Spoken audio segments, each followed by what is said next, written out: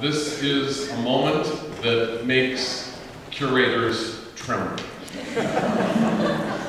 And yes, I happen to be trembling right now. The anticipation of not only welcoming yet another governor to the long list of governors who currently hang on the walls of this august building is matched only by the sure knowledge that maybe this time it's not just a portrait of a governor, but also a work of art. And I happen to know that that is the case, which is why I'm trembling. I don't tremble for just any governor's portrait unveiled. I just want you to know. This happy moment is also, of course, a wistful moment for members of the Douglas administration who have been resident in this building and throughout the complex for 8 years. And it is with that in mind as well that we celebrate what this august occasion means. It's more than a portrait, it's a man as well, and an administration. And there have been many in Vermont's history, and this building resounds with the sounds, the feelings of all of those people. Over 200 years worth of such governors and their administrations. And thus, that's what makes the Statehouse special. In many ways, this is a special building, but that's one of the many ways. It resounds with those people of the past, and soon Governor Douglas and his administration will be very much a part of that. It all began with this. That portrait right there was commissioned in 1837. Actually, the word commissioned is wrong. A very enterprising artist heard that Vermont was building a statehouse in Montpelier and saw an opportunity to come up and peddle his copy of Gilbert Stuart's Washington. The Senate was not so sure, and in fact they deadlocked. 15-15 was the vote as to whether they would procure the portrait of George Washington. It was one of the thornier issues in that legislative session. And they broke the tie. Lieutenant Governor David Camp broke the tie. And we have him to thank for the fact that we have that wonderful portrait of Washington. 20 years after it was hung here in the 1830s, it was rescued from the building in a catastrophic fire that destroyed the Statehouse and much of its contents, but not that portrait, because fortunately a group of people hoisted it off the wall and carried it from the burning Statehouse. They also rescued a governor's portrait, which today is still the largest governor's portrait in the building. Governor Charles Williams, who hangs in the governor's office here in the Statehouse, is still, since the 1850s, the largest portrait in the building, except for George. And that's how we started.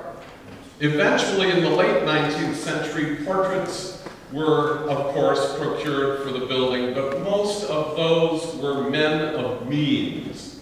And today, the governor's office is a perfect example of where John McCulloch and Redfield Proctor and John Gregory Smith and Erastus and Horace Fairbanks all reside, because, of course, they had the means to hire artists like John Quincy Adams Ward and Otto Grundmann to do their portraits. And it was not until the 20th century that many of the governors of Vermont who were not men of means started to show up on the walls of the building. Humbler, more modest portraits as a result. portraits that were never funded by the state of Vermont. And that tradition continues to this day. I will say that by the 1960s and 70s, when Arthur Williams, the founding director of the Vermont Arts Council, started to concern himself with the State House and its contents, some of the results of those efforts were not, how shall I say, works of art. You know how it goes. My cousin knows how to paint. And I regret to say the State House has a few of those. On the other hand, we also have some that are so downright awful that they are comical. And as many friends of mine know, one of them hangs in my office.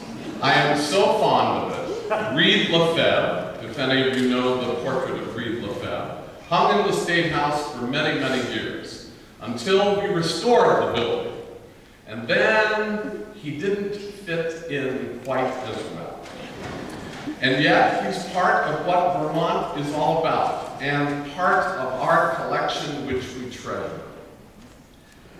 And I'm happy to say that those days are gone, that with curatorial management of the State House and its collection, we now work very closely with governors to make sure that not only does it celebrate that particular governor, but it celebrates the artist.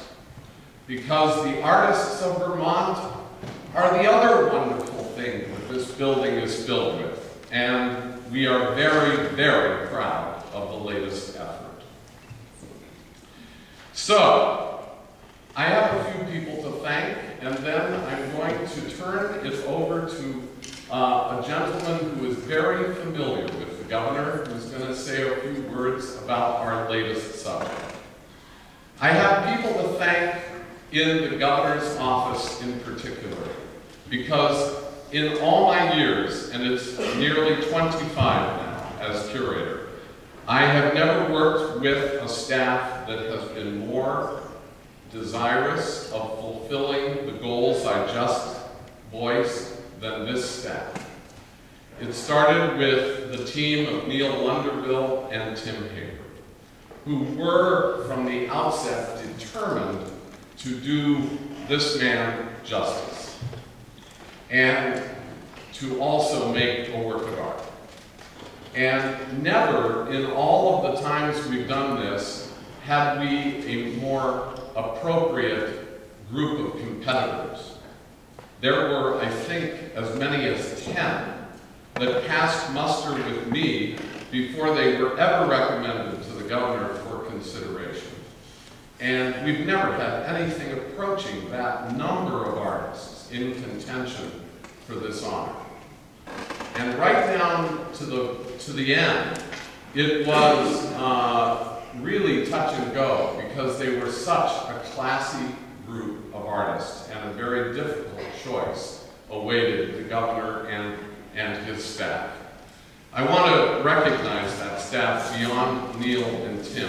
Heidi Tringe, who is sitting right over there, worked very closely with us throughout this process too. So thank you, Heidi, for that.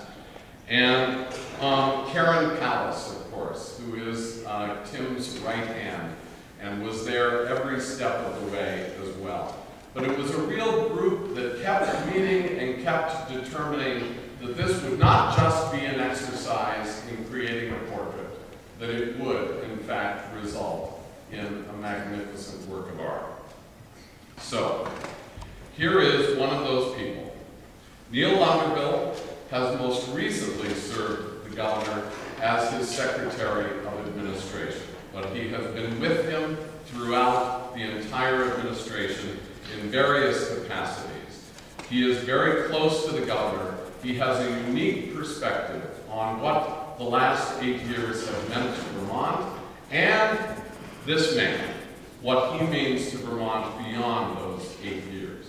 And he's here to share a little of that with us today. Neil.